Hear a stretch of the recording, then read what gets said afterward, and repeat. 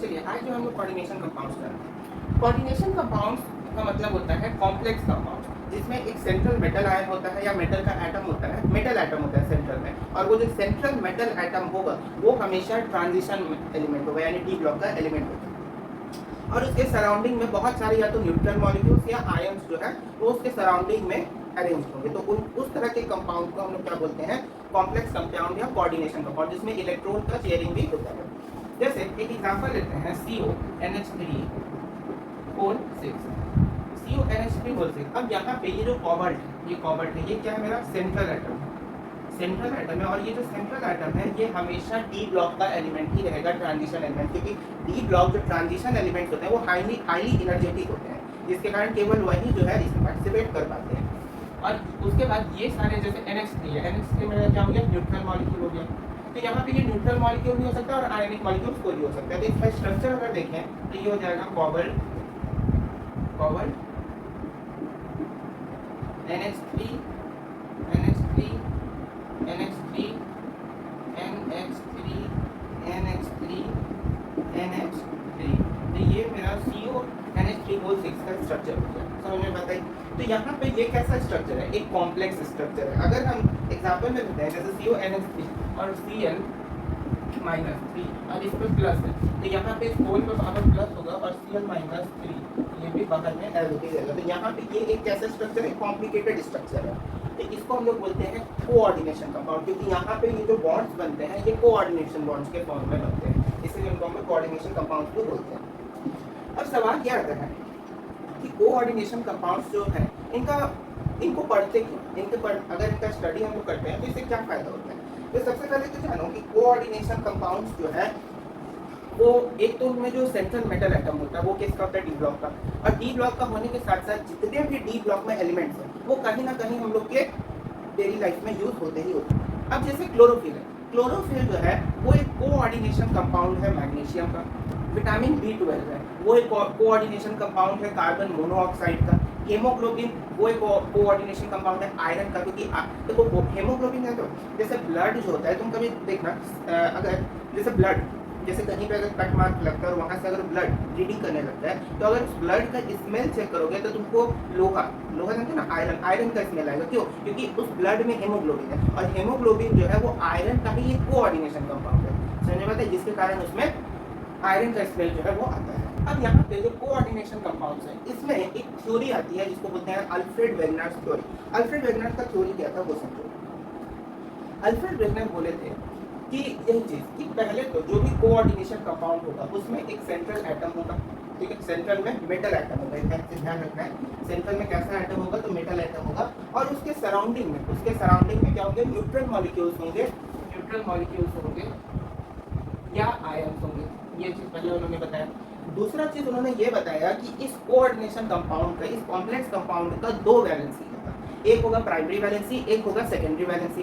Primary valency हमेशा satisfied होगा, ionisable nature का होगा। प्राइमरी वैलेंसी कैसे नेचर का होगा, आयोनाइजेबल नेचर का, और सेकेंडरी वैलेंसी जो है वो नॉन आयोनाइजेबल नेचर का होगा।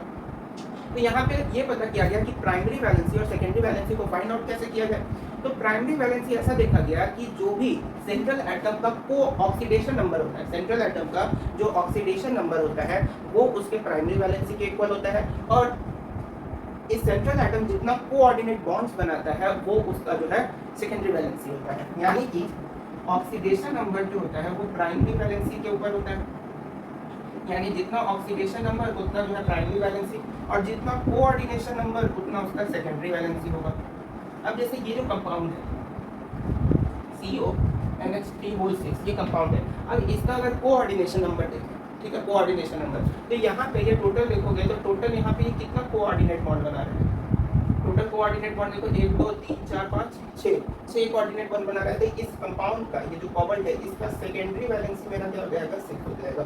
उसी तरीके से कोबाल्ट का जो ऑक्सीडेशन नंबर होता है वो होता है +3, तो कोबाल्ट का ऑक्सीडेशन नंबर जो है इसका प्राइमरी वैलेंसी हो जाएगा और वो हो जाएगा +3।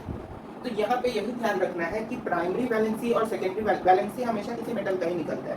तो यहाँ पे सेंट्रल मेटल एटम का ही हमको प्राइमरी और सेकेंडरी वैलेंसी फाइंड आउट करना होता है। तो प्राइमरी वैलेंसी हमेशा ऑक्सीडेशन नंबर के इक्वल होता है और सेकेंडरी वैलेंसी हमेशा कोऑर्डिनेशन नंबर के इक्वल होता है। इतना चीज़ समझ में आया। उसके बाद 3 चीज़ बताया उन्होंने। चौथी चीज़ ये बताई कि जो कोबाल्ट जो सेंट्रल एटम होते हैं और उसके सराउंडिंग में जैसे ये मॉलिक्यूल्स अरेंज होते हैं, तो ये एक स्पेशियल अरेंजमेंट में, मतलब इनका एक फिक्स शेप में, एक फिक्स ज्योमेट्री में ये जो मॉलिक्यूल्स हैं या जो आयन्स हैं वो अरेंज होते हैं around central metal ion. Central metal atom के अराउंड में एक फिक्स ज्योमेट्री में या फिक्स्ड स्पेशल अरेंजमेंट में ये अरेंज होते हैं और उसको हम लोग बोलते हैं कोऑर्डिनेशन पॉलीहेड्रल। अब यहाँ पे एक टेबल दिख रहा है। इस टेबल में क्या दिख रहा है हमको कि कुछ कलर है, कुछ फार्मूला दिया हुआ है और किसी का सॉल्यूशन कंडक्टिविटी दिया हुआ है। जैसे पहला फार्मूला है CONH3 ऊपर में 3+ और Cl3Cl-। यहाँ पे ये जो इतने भी कंपाउंड्स हैं इनका कलर याद रखिएगा, क्योंकि ये कलर बहुत इंपॉर्टेंट होते हैं। कभी कभी MCQ में डायरेक्टली पूछ देगा कि इस कंपाउंड का, जैसे पूछ देगा COCl_NH3 और 2+2Cl-, इसका कलर क्या होगा, तो पर्पल कलर होगा। COCl2NH3 Cl- इसका क्या कलर होगा, तो वायलेट भी हो सकता है और ग्रीन भी हो सकता है, क्योंकि जो COCl2NH3 और ऊपर में इंटिटी, ये जो स्क्वायर ब्रैकेट देखते हो, ऐसे जो ये स्क्वायर ब्रैकेट है इसको बोला जाता है इंटिटी। तो इंटिटी प्लस Cl-, तो इसमें जो है दो कलर हो सकते हैं, एक वायलेट भी हो सकता है और एक ग्रीन भी हो सकता है। तो यहाँ पे ऑप्शन में या तो दोनों कलर देगा और ऑप्शन में दे देगा बोथ A and C ऐसा वाला, या फिर कोई एक कलर देगा और आपको चूज करना होगा। मगर में सॉल्यूशन कंडक्टिविटी में सबका इलेक्ट्रोलाइटिक भी लिखा है, जैसे कि CONH3 3 + 3Cl- का 1:3। अब वो कैसे हो रहा है उस चीज़ को हम ध्यान से भी समझा रहे हैं। यहाँ पे समझो, जैसे इस टेबल में जितने भी कंपाउंड्स हैं, वर्नर साहब ने क्या किया कि इन सारे के सारे कंपाउंड्स को, ठीक है, इन सारे के सारे कंपाउंड्स को सिल्वर नाइट्रेट यानी AgNO3 सिल्वर नाइट्रेट से इन सारे के सारे कंपाउंड को रिएक्ट कराया। तो पहले कंपाउंड में क्लोरीन 3 है, तो पहले कंपाउंड को लिया उन्होंने COCl3 6NH3, इसको क्या किया उन्होंने सिल्वर नाइट्रेट के साथ AgNO3 होल का ट्वाइस सिल्वर नाइट्रेट के साथ रिएक्ट किया पहले कंपाउंड को। तो जब इसको रिएक्ट किए तो उनको जो है 3 मोल्स ऑफ सिल्वर क्लोराइड मिला, जो कि एक वाइट प्रेसिपिटेट था। सिल्वर क्लोराइड हम लोग जानते हैं वाइट प्रेसिपिटेट होता है। तो यहाँ पे क्लोरीन इस टू सिल्वर का जो रेशियो आ रहा है वो अगर ध्यान से देखो तो क्लोरीन कितना है 1 और सिल्वर कितना है 3। तो यहाँ पे रेशियो कैसा आ रहा है 1:3 का। वही वहाँ टेबल में लिखा हुआ है कि सॉल्यूशन का जो कंडक्टिविटी है वो 1:3 के रेशियो में है। उसी तरीके से जैसे COCl2 है, COCl है 3 और 5NH3 है ना, 5NH3, तो 5NH3 प्लस सिल्वर नाइट्रेट के साथ अगेन इसको जब रिएक्ट कराएंगे तो ये हमको देगा 2 मोल्स ऑफ AgCl, यानी इसका कंडक्टिविटी कैसा है 1:2 का, जो कि वहाँ टेबल में दिख रहा है। पहला, दूसरा, उसी तरीके से तीसरा बोलिए, यानी कि COCl2NH3 इंटिटी प्लस Cl-, तो उसका जब किए तो दोनों ही केस में 1:1, यानी सिल्वर क्लोराइड और सिल्वर ब्रोमाइड, जैसे COCl3 4NH3 और COCl3 4NH3 तो जब लिए और उसको जो है सिल्वर नाइट्रेट के साथ AgNO3 होल के साथ जब रिएक्ट करा है NO3, तो यहाँ पे उनको जो है 1:1 का कन्फिगरेशन जो दिख रहा है उसका मतलब यही होता है कि उनको जो सिल्वर क्लोराइड मिला वो जो है 1:1 के रेशियो में मिला, मतलब एक सिल्वर मिला और एक ही क्लोरीन मिला दोनों केस में। लेकिन उन्होंने ये भी नोटिस किया कि दोनों केस में प्रोडक्ट सेम मिला, मतलब और चीज़ सब चीज़ तो सेम है, लेकिन बस कलर क्या है डिफरेंट है, एक में वायलेट है तो दूसरे में ग्रीन है। अब ये सारा जो यहाँ पे ये प्रोडक्ट उन्होंने फॉर्म किया, ये सारा का सारा कैसा प्रोडक्ट था, तो वाइट प्रेसिपिटेट था। ये कैसा प्रेसिपिटेट था, वाइट प्रेसिपिटेट। वाइट प्रेसिपिटेट क्यों था, क्योंकि ये सिल्वर क्लोराइड के फॉर्म में आ रहा है और सिल्वर क्लोराइड क्या होता है, वाइट प्रेसिपिटेट होता है। तीसरा, उन्होंने ये भी देखा कि जैसे जैसे फर्स्ट केस यानी पहला केस में उन्होंने देखा कि जो कंडक्टिविटी है ना वो धीरे धीरे घट रही थी। जैसे फर्स्ट केस में अगर तुम ध्यान से देखो तो येलो वाला जो कलर वाला जो कंपाउंड है उसमें कंडक्टिविटी क्या है 1:3, फिर उसके बाद वाले में 1:2, फिर उसके बाद वाले में 1:1, फिर और नीचे का तो 1:1, यानी कि देख रहे हैं कि पहले केस में कंडक्टिविटी क्या है हाई है, फिर उसके बाद लो हो रही है, फिर और लो हो रही है, यानी धीरे धीरे कंडक्टिविटी क्या हो रही है डिक्रीज करती जा रही है। तो ये चीज़ भी उन्होंने देखा था। और एक चीज और ध्यान से देखो, इसमें कंडक्टिविटी डिक्रीज किसकी हो रही है, कंडक्टिविटी यहाँ डिक्रीज हो रही है क्लोरीन आयन की, क्योंकि जैसे नंबर ऑफ एनायंस जो है डिक्रीज हो रहे हैं, नंबर ऑफ एनायंस जैसे जैसे डिक्रीज हो रहे हैं ऊपर से नीचे, तो क्लोरीन आयन भी क्या हो रहा है डिक्रीज हो रहा है, क्योंकि वहाँ 1:3 में 1:2 में 3:2:1 वो क्या है, जैसे 1:3 लिखा हुआ है, 1:2 लिखा है, 1:1 1:1 लिखा है, तो वहाँ 1 ये जो 3 है जो 3:2:1 है वो मेरा क्या है क्लोरीन है। तो क्लोरीन आयन भी धीरे धीरे क्या हो रहा है, डिक्रीज करता जा रहा है। इधर सिल्वर तो एज इट इज कांस्टेंट है, लेकिन जो क्लोरीन आयन है वो धीरे धीरे क्या हो रहा है, डिक्रीज कर रहा है, क्योंकि नंबर ऑफ आयन्स जो है वो भी डिक्रीज हो रहा है फ्रॉम फर्स्ट यानी पहला केस से फोर्थ केस को। चलिए अब यहाँ पे छोटे से टॉपिक आता है डबल सॉल्ट्स और कॉम्प्लेक्स सॉल्ट्स। देखो डबल सॉल्ट्स और कॉम्प्लेक्स सॉल्ट्स जो होते हैं वो स्टेबल कंपाउंड से ही मिलकर बने होते हैं। किस रेशियो में, तो उस रेशियो का नाम होता है स्टोइकियोमेट्रिक। स्टोइकियोमेट्रिक रेशियो में दोनों कंपाउंड्स यानी दोनों सॉल्ट्स यानी डबल सॉल्ट और कॉम्प्लेक्स सॉल्ट्स दोनों जो है स्टोइकियोमेट्रिक रेशियो में स्टेबल कंपाउंड की मदद से मिलकर बने होते हैं। बस डिफरेंस ये होता है कि जो डबल सॉल्ट्स होते हैं ये इजीली जो है आयंस के फॉर्म में डिसोशिएट कर जाते हैं, जबकि कॉम्प्लेक्स सॉल्ट्स जो है वो डिसोशिएट नहीं करते हैं। और यदि कॉम्प्लेक्स सॉल्ट्स जो डिसोशिएट नहीं करते हैं आयंस के फॉर्म में, इन्हीं को आगे जाके हम लोग कोऑर्डिनेशन कंपाउंड्स यानी कॉम्प्लेक्स कंपाउंड्स के नाम से स्टडी करते हैं। जैसे डबल सॉल्ट है, तो डबल सॉल्ट में जैसे पोटेशियम क्लोराइड है, तो पोटेशियम क्लोराइड मेरा जो है K प्लस और Cl माइनस का डिसोशिएट कर देगा। मैग्नीशियम क्लोराइड Mg2 प्लस और Cl2 माइनस का डिसोशिएट कर जाएगा। फेरस सल्फेट जो है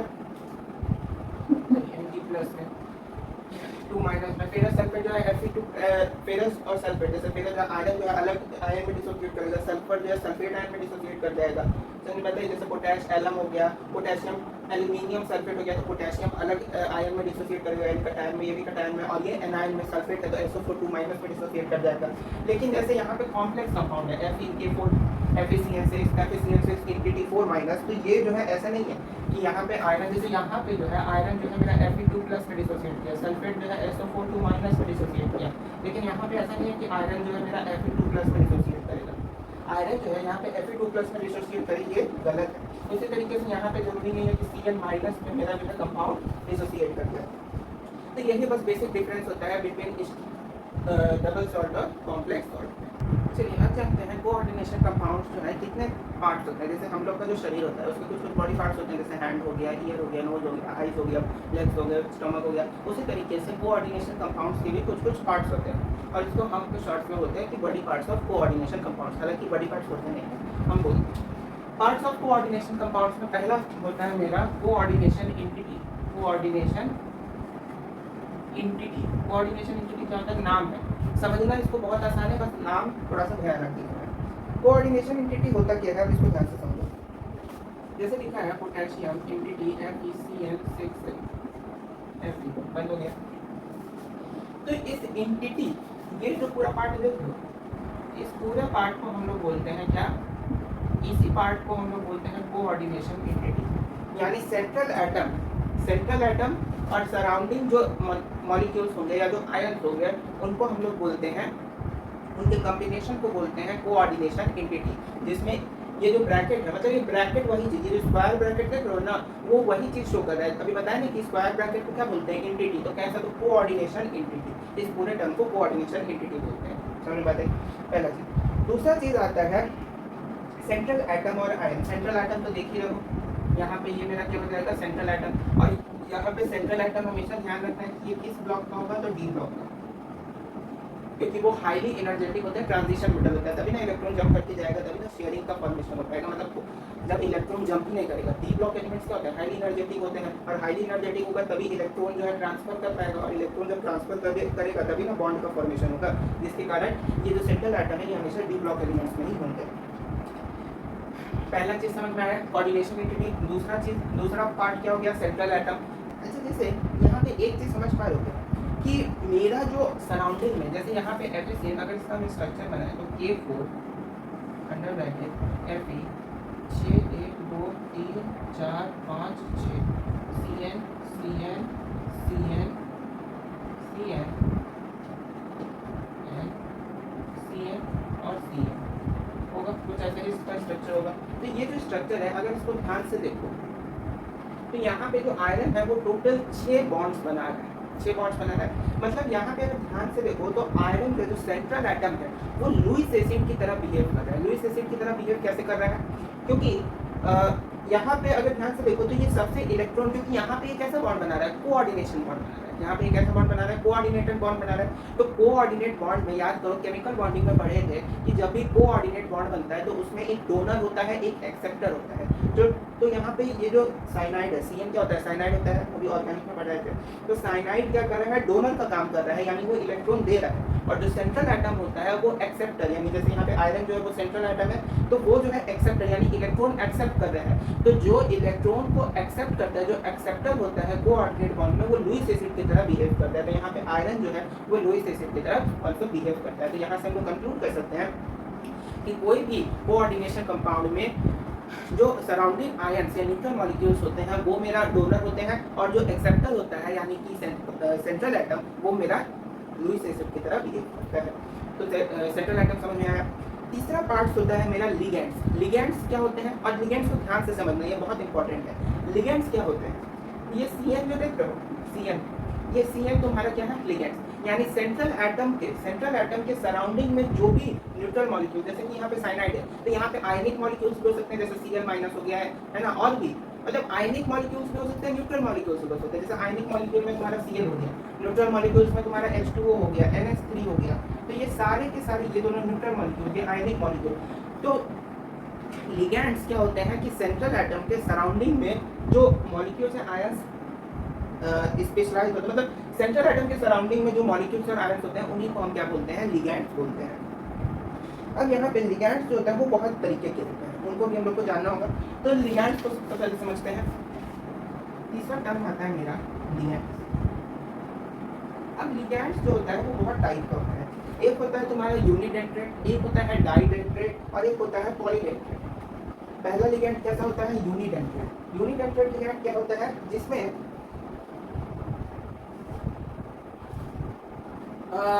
जैसे हम लोग किसके बारे में पढ़ रहे हैं, लिगैंड के। अच्छा याद करो कि डोनर और एक्सेप्टर, अच्छा एक्सेप्टर को डोनर एटम जान रहे हो ना, डोनर एटम क्या होता है, जो इलेक्ट्रॉन को डोनेट करे वो डोनर एटम हो गया, कोऑर्डिनेशन कंपाउंड। तो ये डोनर एटम जो होगा ये भी तो बहुत टाइप्स के हो सकते हैं ना, जैसे ऐसा भी हो सकता है कि एक मॉलिक्यूल में एक ही एटम हो जो डोनेट कर रहा हो, या ऐसा होता है कि एक मॉलिक्यूल में दो एटम हो वो दोनों डोनेट कर सकते हैं, या एक मॉलिक्यूल में बहुत सारे एटम्स और वो सारे एटम्स डोनेट कर सकते हैं। तो यहाँ पे लिगैंड्स में भी वही फंडा है कि लिगैंड्स में यूनिडेंटेड लिगैंड वैसे लिगैंड होते हैं जिसमें मॉलिक्यूल्स का केवल एक एटम डोनेट कर सकता है, यानी एक ही एटम जो है वो डोनर होता है। जैसे अगर हम एग्जांपल दें तो जैसे NH3 H2O Cl-, ये सारे के सारे यूनिडेंटेड लिगैंड्स हैं। क्यों यूनिडेंटेड लिगैंड्स हैं, क्योंकि देखो NH3 में केवल तुम्हारा नाइट्रोजन जो है इलेक्ट्रॉन को डोनेट कर सकता है, H2O में केवल ऑक्सीजन जो है इलेक्ट्रॉन को डोनेट कर सकता है। जैसे ऑक्सीजन के पास 2 लोन पेयर इलेक्ट्रॉन होता है तो दे देता है, नाइट्रोजन के पास 3 होता है तो वो दे देता है। और Cl- ये तो बेचारा सिंगल एक है, तो ये भी क्या होगा, कोऑर्डिनेशन यूनिडेंटेड लिगैंड होगा, क्योंकि यहाँ पे ये भी इलेक्ट्रॉन को डोनेट करता है। तो इन सारे में अगर ध्यान से देखो तो केवल कितने एटम है, एक एटम है। जैसे NH3 में तुम्हारा केवल नाइट्रोजन जो है वो डोनर का काम कर सकता है, H2O में केवल ऑक्सीजन डोनर का काम कर सकता है, Cl- में केवल क्लोरीन जो है डोनर का काम कर सकता है, जिसके कारण इनको हम लोग यूनिडेंटेड लिगैंड कहते हैं। उसी तरीके से एक होता है डाइडेंटेड भी बोला जाता है और बाइडेंटेड भी बोला जाता है। तो डाइडेंटेड लिगैंड कैसे लिगैंड होते हैं, ऐसे लिगैंड्स जिनका दो एटम्स जो है डोनर की तरह काम कर सकता है, दो एटम डोनर की तरह क्या कर सकता है, काम कर सकता है। जैसे कि तुम्हारा EN हो गया C2O4 2- इसको बोलते हैं, EN को ध्यान से समझना, EN होता है ethane 1,2 diamine. Ethane 1,2 diamine, ethane 1,2 diamine का स्ट्रक्चर जानते हो कैसा होता है, इसका स्ट्रक्चर कुछ ऐसा होता है, CH2 NH2, फिर यहाँ पे CH2 NH2 CH2 और NH2। तो यहाँ पे ये इथेन 1,2 डाइएमाइन जो है वो मेरा, अगर ध्यान से देखो तो इसमें तुम्हारा ये जो नाइट्रोजन, ये यहाँ पे देख लो ये नाइट्रोजन तुम्हारा डोनर एटम है कि नहीं है। तो यहाँ पे नाइट्रोजन एटम कितना है, यहाँ पे नाइट्रोजन एटम 2 है, एक ऊपर है एक नीचे है, क्योंकि इसका नाम क्या है, इथेन 1,2 डाइएमाइन। तो डाई एमाइन मतलब इथेन 1 2 डाई एमाइन, ईएन का फुल फॉर्म होता है इथेन 1 2 डाई एमाइन। तो इसमें एमाइन कितना है, 2। यहाँ देख भी सकते हो एमाइन कितना है, 2 एमाइन है। तो इसमें नाइट्रोजन जो है वो भी 2 होगा। एमाइन तो NH2 NH3 से बनता है। तो एमाइन जो है वो कितने हैं, 2 है। तो नाइट्रोजन एटम भी कितना है, 2 है। तो यहाँ पे 2 डोनर एटम है। तो जहाँ भी 2 डोनर एटम हो उसको हम लोग बोलेंगे डाइडेंटेड या बाइडेंटेड। उसी तरीके से ये जैसे देखो ऑक्सलेट आयन, ऑक्सलेट आयन का होता है ऑक्सैलिक एसिड में होता है जो कि तुम्हारा टोमेटो में प्रेजेंट होता है। यहाँ ऑक्सलेट आयन को ध्यान से देखो, इसका COO minus carbon COO minus. अब यहाँ पे देखो, यहाँ पे भी ऑक्सीजन है। तो यहाँ ऑक्सीजन कितना है, 2 है। ऑक्सीजन कितना है, दोनों में 2 है। तो यहाँ पे भी डोनर एटम कितने हैं, 2 है। तो ये भी मेरा कैसा लिगैंड होगा, बाइडेंटेड या डाइडेंटेड लिगैंड। लिगैंड समझ में आ रहा है ना। बस सेंट्रल मेटल एटम के सराउंडिंग में, जैसे यहाँ पे सेंट्रल मेटल एटम के सराउंडिंग में क्या है, साइनाइड है। तो साइनाइड मेरा, इसमें मेरा ये साइनाइड क्या हो जाएगा, साइनाइड मेरा हो जाएगा लिगैंड। साइनाइड मेरा लिगैंड हो जाएगा। ये सेंट्रल एटम, इसको हम लोग बोलते हैं काउंटर आयन। इसको भी आगे बताएंगे। इसको हम लोग बोलते हैं काउंटर आयन। या बाहर में जो भी चीज होता है ना उसको हम लोग बोलते हैं, एंटिटी के बाहर में जो होता है उसको बोलते हैं काउंटर आयन। तो ये बात समझ में आ गई, डाइडेंटेड क्या होता है। तीसरा चीज तुम्हारा होता है पॉलीडेंटेड लिगैंड। पॉलीडेंटेड लिगैंड क्या होता है, इसमें बहुत सारे जो है, बहुत सारे सेवरल जो है उसके डोनर एटम्स होंगे। जैसे यहाँ पे एक स्ट्रक्चर तुम देख रहे होगे अगर ध्यान से, EDTA एक स्ट्रक्चर यहाँ दिख रहा है। उस स्ट्रक्चर का नाम है EDTA। EDTA का EDTA4 माइनस। EDTA4 माइनस क्या होता है, ethylene diamide tetra acetate. Ethylene diamide tetra acetate, इसका नाम होता है ethylene diamide tetra acetate ion. तो इसका स्ट्रक्चर अगर तुम ध्यान से देखो तो इसके स्ट्रक्चर में कितना सारा तुमको दिख रहा है कि बॉन्ड्स है, मतलब बहुत सारे देख रहे हो। जैसे यहाँ पे अगर ध्यान से देखो तो एक ही मेटल है, बीच सेंट्रल में क्या है, एक ही मेटल एटम है। और देखो कितने सारे, एक इधर ऑक्सीजन होगा, एक इस तरफ ऑक्सीजन है, एक नीचे है, फिर एक उधर है, फिर एक उसके ऊपर है। तो 4 ऑक्सीजन से एक ही मेटल एटम को डोनेशन मिल रहा है। यानी कि 2, यहाँ पे टोटल ऑक्सीजन एटम कितना हो रहा है जो कि डोनेट कर रहा है, 4। तो यहाँ पे डोनर एटम कितना है, 4 मतलब पॉली। तो यहाँ पे ये कैसा लिगैंड होगा, पॉलीडेंटेड लिगैंड होगा। चलिए अब समझते हैं एम्बीडेंटेड लिगैंड्स क्या होते हैं। एम्बीडेंटेड लिगैंड्स जो होते हैं वो डाइडेंटेड लिगैंड्स जो पढ़े थे, सिमिलर वही चीज होता है, बस इसमें जो एटम्स होते हैं वो डिफरेंट होते हैं। जैसे डाइडेंटेड लिगैंड में हम बताए थे कि जैसे डाइडेंटेड लिगैंड में देखे थे कि CH2 NH2 CH2 NH2। तो इसमें डाइडेंटेड और COO माइनस COO माइनस, ये मेरा डाइडेंटेड लिगैंड का एग्जांपल था। जिसमें अगर तुम ध्यान से देखो तो 2 डोनर एटम थे। यहाँ पे जो दोनों डोनर एटम थे ये कैसे थे, सेम थे। लेकिन एम्बीडेंटेड लिगैंड में बस वो जो 2 डोनर एटम होते हैं वो अलग हो जाते हैं, 2 डिफरेंट डोनर एटम्स होते हैं। जैसे कि SCN, तो यहाँ SCN में तुम्हारा ये जो है S, ये भी तुम्हारा डोनर की तरह काम करेगा और N भी जो है डोनर की तरह काम करेगा। तो ये हो जाएगा एक एम्बीडेंटेड लिगैंड। क्यों एम्बीडेंटेड लिगैंड होगा, क्योंकि यहाँ पे जो 2 डोनर एटम है वो सिमिलर नहीं है। जैसे यहाँ पे दोनों डोनर एटम क्या था, नाइट्रोजन था, या दोनों क्या था, ऑक्सीजन था। लेकिन यहाँ पे एक सल्फर है तो एक मेरा नाइट्रोजन है। उसी तरीके से जैसे NO2 हो गया, NO2 माइनस। अब यहाँ पे ये भी मेरा एक एम्बीडेंटेड लिगैंड होगा। एम्बीडेंटेड लिगैंड होगा क्योंकि इसमें नाइट्रोजन और ऑक्सीजन दोनों मेरा डोनर एटम की तरह काम कर सकता है।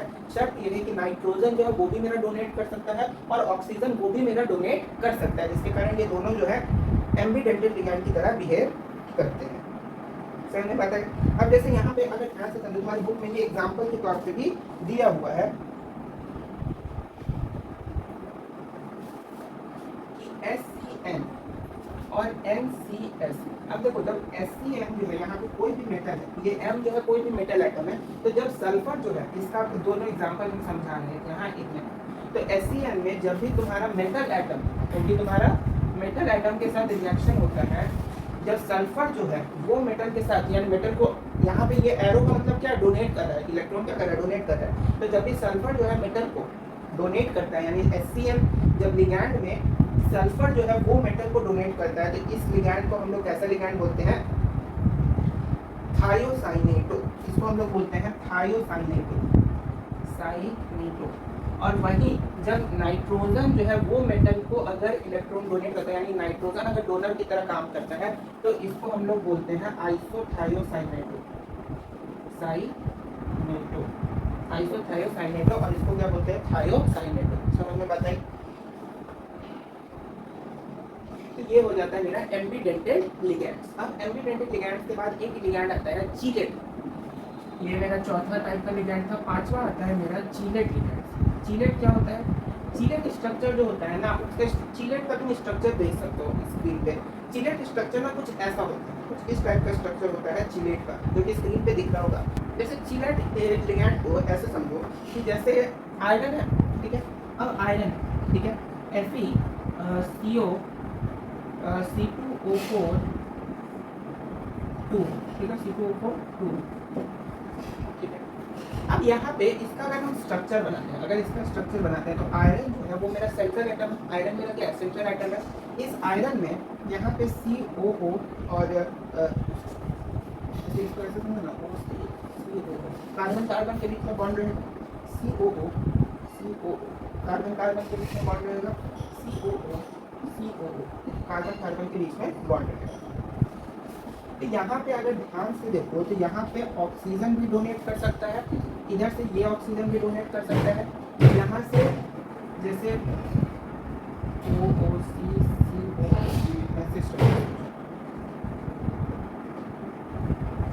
यहाँ से ये ऑक्सीजन भी डोनेट कर सकता है, ये ऑक्सीजन भी डोनेट कर सकता है, ये ऑक्सीजन भी डोनेट कर सकता है, ये ऑक्सीजन भी मेरा डोनेट कर सकता है। तो यहाँ पे ध्यान से देखो तो यहाँ पे सारा एटम जो है वो एक साथ साइमल्टेनियसली, मतलब एक साथ जो है इलेक्ट्रॉन डोनेट कर रहा है। जैसे CO जो आयन है, COO- जो आयन है, उसमें एक ही साथ जो है दोनों ऑक्सीजन एटम डोनेट कर रहा है। इसमें भी दोनों ऑक्सीजन एटम एक साथ भी डोनेट कर रहा है सेंट्रल एटम को। यहाँ पे भी दोनों ऑक्सीजन एटम एक ही साथ जो है डोनेट कर रहा है सेंट्रल एटम को। तो इसमें से ये जो एक स्ट्रक्चर होगा इसको बोलते हैं चीलेट लिगैंड। इसी को हम लोग जो है बोलते हैं चीलेट लिगैंड, यानी कि ऐसा लिगैंड जिसमें दो डोनर एटम हो और वो सेंट्रल एटम को साइमल्टेनियसली यानी एक ही साथ जो है इलेक्ट्रॉन डोनेट करे, तो वो मेरा क्या हो जाता है? चीलेट लिगैंड। और इसी चीलेट लिगैंड के जो अरेंजमेंट होता है अराउंड द सेंट्रल एटम, इसको हम लोग बोलते हैं डेंट्रिसिटी। यानी जब ऐसी टाइप का जो चीलेट लिगैंड्स होता है, अगर चीलेट लिगैंड्स का arrangement around the central atom, मतलब सेंट्रल एटम के अराउंड में ऐसे, जैसे यहाँ देख रहे हो यहाँ पे चीलेट लिगैंड्स का अरेंजमेंट है, तो इस अरेंजमेंट को बोला जाता है डेंट्रिसिटी। और अरेंजमेंट में से एक जो लिगैंड होता है उसको बोलते हैं हम लोग चीलेट लिगैंड। चलिए अब जान लेते हैं कोऑर्डिनेशन स्पेयर क्या होता है। कोऑर्डिनेशन स्पेयर जो एंटिटी होता है ना ब्रैकेट, उसके अंदर का जो भी चीज है वो मेरा कोऑर्डिनेशन स्पेयर होता है। जैसे कि हमने लिखा हुआ है कोबाल्ट, जैसे लिखा हुआ है ना K4Fe CN6, तो यहाँ पे K4 जो है ये तो मेरा काउंटर आयन हो जाएगा, है ना। K4 क्या हो जाएगा? Counter ion. अंदर ब्रैकेट में जैसे FeCN कितना है? 6, तो 1 2 3 4 5 6 CN CN CN CN CN और CN। तो यहाँ पे हमको ध्यान ये रखना है कि इस एंटिटी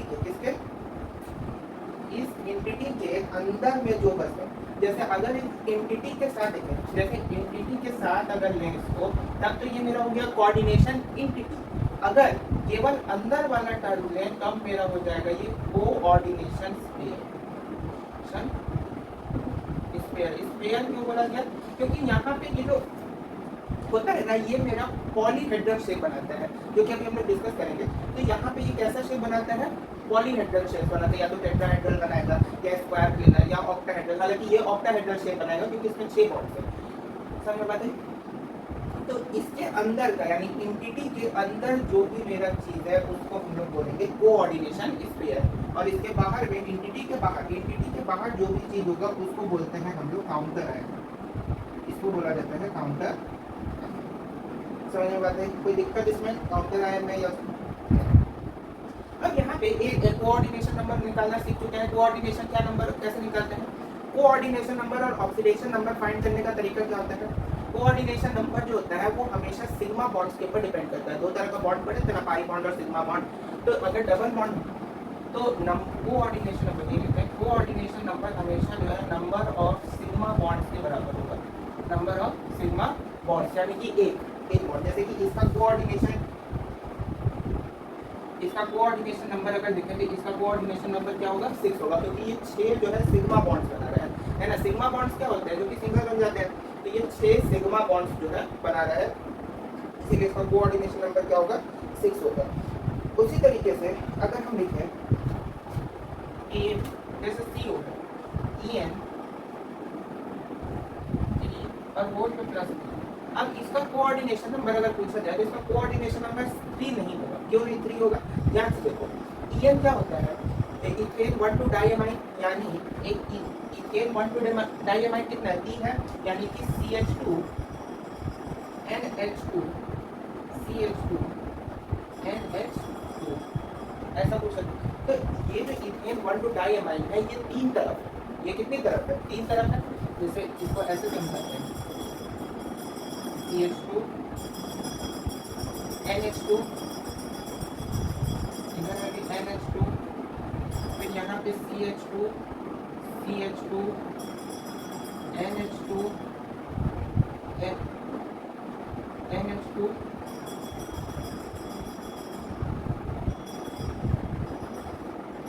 उसके बाद CH2 NH2 और NH2, और बीच में मेरा क्या है? कोबाल्ट है। अब यहाँ पे ध्यान से देखो, यहाँ पे इथेन 1 टू डाइअमाइन का कितना है? 3 स्ट्रक्चर है, एक ये हो गया, एक ये है और एक ये है। तो यहाँ से ये नाइट्रोजन भी देगा, ये नाइट्रोजन भी देगा। तो यहाँ पे ये कैसा बॉन्ड बना रहा है? सोचो, इधर से नाइट्रोजन इधर से भी दे रहा है, इधर से भी, ये मेरा चिलेट बना रहा है। ध्यान से देखो, यहाँ पे ये मेरा चिलेट बना रहा है। यहाँ से अगेन ये वाला नाइट्रोजन भी देगा, ये वाला नाइट्रोजन भी देगा, ये नाइट्रोजन भी देगा, ये नाइट्रोजन भी देगा। तो total number of bonds count करो, 1 2 3 4 5 6। तो इसका कोऑर्डिनेशन नंबर क्या होगा? 6 होगा। अगर चिलेट बॉन्ड में कोऑर्डिनेशन नंबर, जैसे यहाँ पे ये मेरा एक क्या है, ये जो एक मेरा फॉर्म कर रहा है दैट इज द चिलेट। ये मेरा एक जो स्ट्रक्चर, एक जो जैसे इथेन 1 टू डाइअमाइन कितना है? 3 है, उसमें से एक EN जो है वो मेरा साइमल्टेनियसली दोनों एटम्स को गिव कर इलेक्ट्रॉन दे रहा है दोनों एटम से। तो मेरा एक जो ये अरेंजमेंट हुआ ये चिलेट हुआ, और इस चिलेट के नंबर ऑफ अरेंजमेंट को हम लोग डेंसिटी बोलते हैं। मतलब ऐसा ही चिलेट इधर भी बना रहा है, इधर भी बना रहा है, तो ये पूरा अरेंजमेंट डेंसिटी हो गया, और पूरे अरेंजमेंट का एक पार्ट जो है वो मेरा क्या हो गया? चिलेट हो गया। तो यहाँ पे हम लोग को कोऑर्डिनेशन नंबर समझ में आ जाए। कोऑर्डिनेशन नंबर मतलब number of sigma bonds. Oxidation number निकालना तो हमको लगता है 11th क्लास में ही रेडॉक्स रिएक्शन में सिखाए थे। अगर याद हो, अगर नहीं याद है तो वीडियो देखना, वो वाला ऑक्सीडेशन नंबर सीखना आसान हो जाएगा। ऑक्सीडेशन नंबर जो होता है वो किसी भी मेटल्स का प्राइमरी वैलेंसी कहलाता है, यानी किस वैलेंसी पे वो मेटल या तो लूज या गेन इलेक्ट्रॉन करते हैं। यहाँ पे आपको हमेशा ध्यान रखना है कि ऑक्सीडेशन नंबर आपको हमेशा सेंट्रल एटम का ही निकालना होता है। तो यहाँ पे जैसे कोबाल्ट कुछ का बता देना है, जैसे कोबाल्ट का +3 होता है, CN का -2 होता है, सल्फेट का SO4 का 2 होता है। तो यहाँ पे दो चीज समझते हैं, होमोलैप्टिक और हेटेरोलैप्टिक क्या होता है। होमोलैप्टिक क्या होता है? ध्यान से समझना। होमोलैप्टिक का मतलब होता है कि मेरा जो सेंट्रल एटम है वो सेम काइंड के डोनर ग्रुप यानी सेम टाइप ऑफ लिगैंड से बॉन्ड बनाया होगा। होमो मतलब क्या होता है? सेम। हेटेरो मतलब क्या होता है? डिफरेंट। तो होमोलैप्टिक मतलब कि जो सेंट्रल एटम है वो सेम टाइप के लिगैंड से, सेम टाइप के सराउंडिंग न्यूट्रल मॉलिक्यूल्स या आयन से बॉन्ड बनाया होगा। जैसे एग्जांपल में जैसे CO NH3 या एक एग्जांपल देखो ना, सिंपल एग्जांपल है FeCN6, ठीक है, FeCN6। अब यहाँ पे ये जो आयरन है, अभी इसी का एग्जांपल इतना सारा दे देखिए, इसका जो स्ट्रक्चर है, अगर इस स्ट्रक्चर को ध्यान से देखो तो इस स्ट्रक्चर में जितना भी डोनर ग्रुप है वो सारे के सारे सेम है, सेम डोनर ग्रुप है। यहाँ पे कोई और लिगैंड तो हमको दिख नहीं रहा, केवल CN है, सेंट्रल एटम है, और CN मेरा जो है लिगैंड है, बाकी कोई लिगैंड है नहीं। और CN कितना है? 6 है, तो 6 को लिगैंड बना दिया। तो ये मेरा होमोलैप्टिक हुआ, ये मेरा क्या हुआ? होमोलैप्टिक हुआ। हेटेरोलैप्टिक में जैसे एग्जांपल में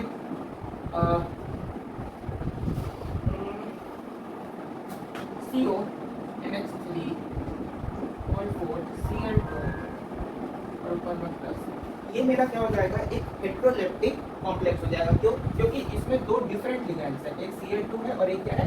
NH3 है। तो कोबाल्ट जो है, इसमें जो कोबाल्ट है वो टोटल कितना बॉन्ड बना रहा है? एक Cl, 2 Cl है और 4 जो है NH3 है, 2 Cl है और 4 क्या है? NH3 है। तो यहाँ पे ये जो मेरा कॉम्प्लेक्स बन रहा है, ये मेरा कैसा कॉम्प्लेक्स बन रहा है? हेटेरोलैप्टिक कॉम्प्लेक्स बन रहा है। क्यों? क्योंकि इसमें जो लिगैंड्स हैं वो दो अलग अलग लिगैंड्स हैं। जैसे यहाँ पे सारे के सारे लिगैंड्स सेम थे, लेकिन यहाँ पे दो डिफरेंट लिगैंड्स हैं, एक क्लोरीन है और एक एमोनिया है। तो ये हेटेरोलैप्टिक कॉम्प्लेक्स हुआ। समझ में आता है? यानी कि अगर सेम टाइप ऑफ लिगैंड्स हो, सेम लिगैंड्स को भी डोनर ग्रुप कहा जाता है, क्योंकि लिगैंड्स ही क्या करते हैं, इलेक्ट्रॉन्स डोनेट करते हैं, इसी कारण से लिगैंड्स को ही डोनर ग्रुप कहा जाता है। तो अगर same kind of donor group हो या सेम टाइप ऑफ लिगैंड्स हो तो वो क्या हो जाएगा, होमोलैप्टिक, और डिफरेंट टाइप्स ऑफ लिगैंड्स हो तो वो क्या हो जाएगा, हेटेरोलैप्टिक कॉम्प्लेक्स।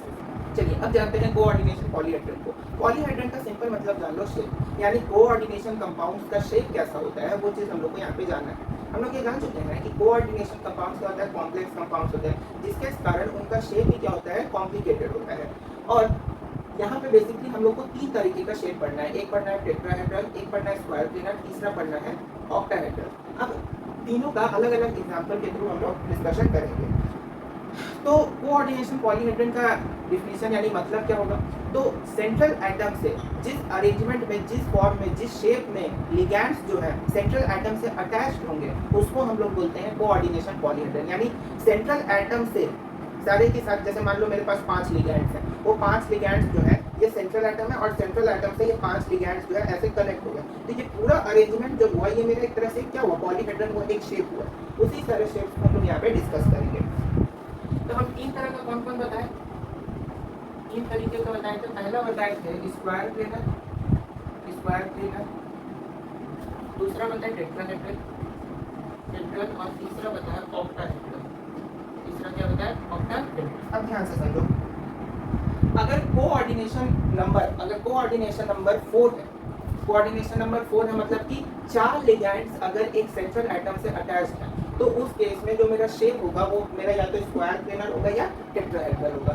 समझ में आता है? अगर स्क्वायर प्लेनर का एक एग्जांपल देखते हैं, स्क्वायर प्लेनर का एक एग्जांपल जैसे हाँ PtCl4 2 तो यहाँ पे तुमको PtCl4 2 का स्ट्रक्चर दिख रहा होगा। देख रहे हो कि मतलब बीच में क्या है, मेरा प्लैटिनम है, बीच में मेरा क्या है, प्लैटिनम है, और उसके सराउंडिंग में क्लोरीन है, उसके सराउंडिंग में क्या है, क्लोरीन है, और वो मेरा पूरी तरीके से एक शेप, एक स्क्वायर प्लेनर टाइप शेप जो है फॉर्म कर रहे हैं। उसी तरीके से अगला देखते हैं एग्जांपल टेट्राहेड्रल का। टेट्राहेड्रल में जैसे कि NiCO4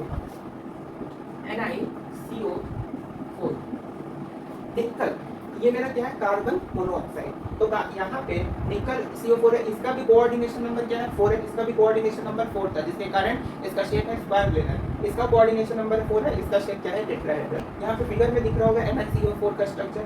तो यहाँ पे निकल देखो सेंट्रल में है और कार्बन मोनोऑक्साइड जो है वो उसके सराउंडिंग में है, और कार्बन मोनोऑक्साइड और निकल से जब अरेंजमेंट है उससे कैसा शेप जो है मेरा बन रहा है वो तुमको फिगर में इजीली दिख रहा होगा।